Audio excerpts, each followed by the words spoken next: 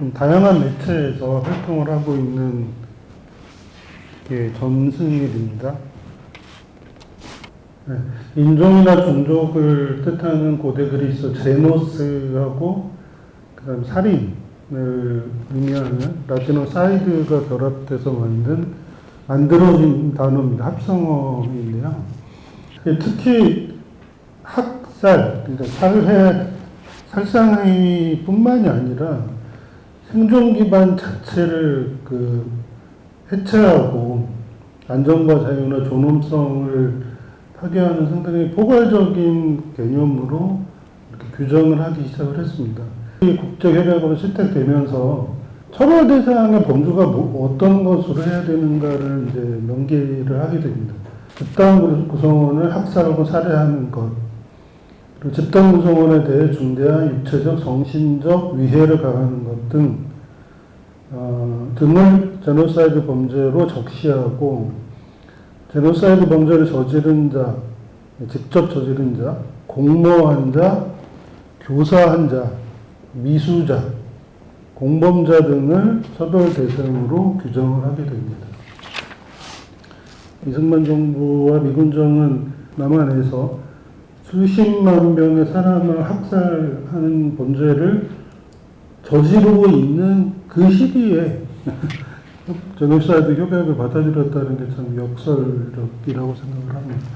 제노사이드 사건을 얘기할 때 굉장히 주요하게 언급하고 하는 것이 이제 아르메니아 제노사이드 사건인데요. 그 다음에 이제 홀로코스트 메모리얼 뮤지엄이 이제 미국에 있습니다. 굉장히 다양한 방식으로 홀로코스트와 제노사이드를 연구하고 자료를 만들고 교육하고 여러 가지 미디어를 통해서 새로운 인식을 제공하는 역할을 하고 있고요.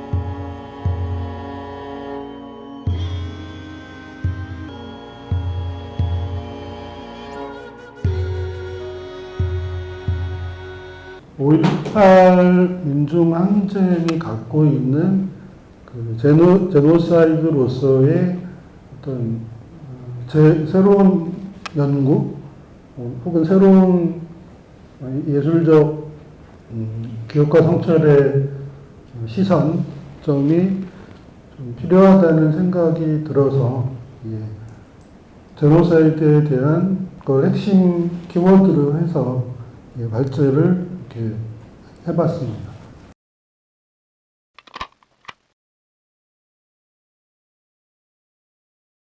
그래서 민중미화학에 대한 얼개, 전체적으로 우리가 해온 미학이 이런 거였지라는 거를 한번 되짚는 걸 앞에다 좀 넣고요.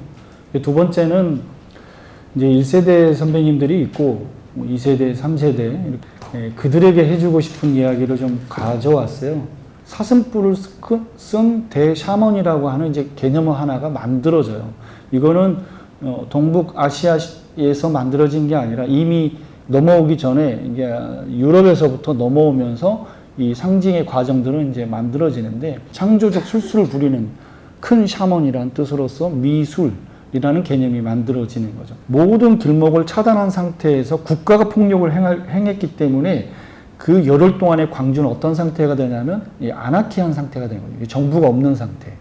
우물은 일종의 거듭남, 새로운 세계와 이어져 있는 공간이라고 해석을 했어요. 그래서 그 공간성이 그러니까 이 세계와 저 다른 어딘가로 나오는 제3의 어떤 공간을 있기 때문에 이 공간이 변태적 공간, 완전히 수수적 공간, 나라고 하는 것이 변신되는 공간, 이무기가 용이 되는 공간, 이런 공간으로서의 우물적 공간이 신화적으로 사용이 된 거예요. 그래서 우리는 항상 여기와 저기, 이곳과 저곳, 이승과 저승이라고 하는 두 세계를 같이 보는 거예요.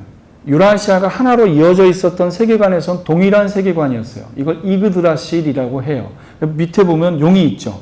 그리고 저 위에는 세계수가 있어요. 맨 위가 세계수가 있어요. 세계수 옆에 사슴이 있어요. 아까 그 사슴들이에요. 이 사람들이 다 태어났어요. 우리는 2000년 넘게 이들이 쏟아놓은 말들에 귀 기울이면서 살고 있어요. 네, 이걸 제1 차축시대, 기축시대라고 그래요. 차바퀴가 돌아가는 축! 한 축이 이루어졌다. 그러면 이제 새로운 축이 한 번 더 꿰야 되는데 언제냐. 이게 이제 동학에서 얘기하는 후천개백인 거죠. 이 문명적 전환이 오고 있다. 이번 주제가 전환인데, 현존 인류도 새로운 차축시대의 문명사적 전환을 사실 실감하지 못하고 있다. 뭔가 전환되고 있는데 뭘까, 그게. 그래서 사실 우리가 어떤 생각을 해야 되느냐. 그러니까 우리 안에 있는 새로운 숨 하나를 틔워야 한다.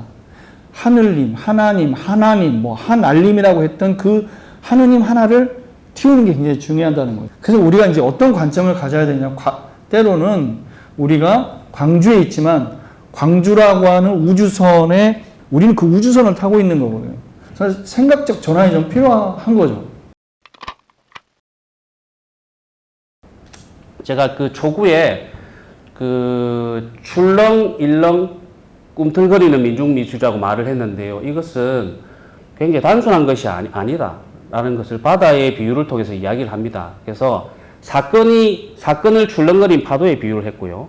사건 밑에 도사리고 있는, 물풀이 흔들리고 있는 것 같은 그 중간 바다의 역사의 어떤 그 흐름이 있고, 그 밑에는 혁명이 일어나야 바뀔 수밖에 없는 심해의 어떤 역사, 그러니까 3단계의 역사가 이렇게 서로 막 섞이면서 역사가 이루어지고 있다. 역사를 교체와 단절로 볼 것이 아니고 지속과 전환으로 봐야 되지 않는가라는 그 옛날에 책을 썼었는데, 그래서 그 생각을 제가 화두처럼 갖고 있다가 민중미술을 바라보는데 우리는 굉장히 그 오해 속에서 민중미술을, 그 미술계가 바라봤고, 우리 스스로도 민중미술을 굉장히 협소하게 생각하고 있는 것이 아닌가라는 생각이 들어서요.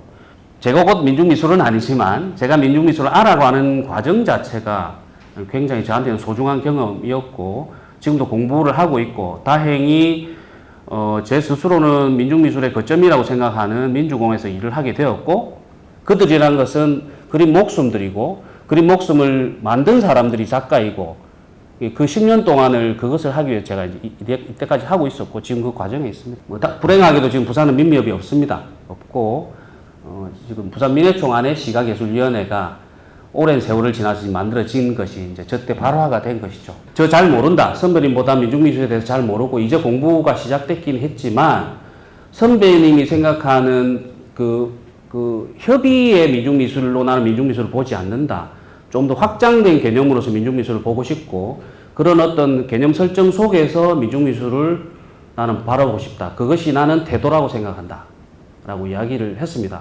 뭐 앞에 여러 이제 선생님들 이야기를 하셨고, 현실에 대해서 어떤 태도를 가질 것인가, 그리고 그 발언을 어떻게 할 것인가, 그 발언을 어떻게 구성할 것인가, 그 발언이 제시하는 미래 전망은 무엇이 될 것인가, 뭐 이런 생각을 해봤습니다. 민중미술은 한국 미술을 살리는, 저는 바디대기의 뼈살이 살살이 숨살이 꽃으로 저는 그렇게 좀 바라보고 싶고, 어떤 그런 문학적 어떤 상상 속에서 저는 민중미술사를 바라보고 있습니다. 그래서 저는 저렇게 개념화했습니다. 마음을 먹고 몸을 갖추고 부르는 미술, 이 민중미술로 저는 개념화를 하고 저도 뭔가 준비 중에 있습니다.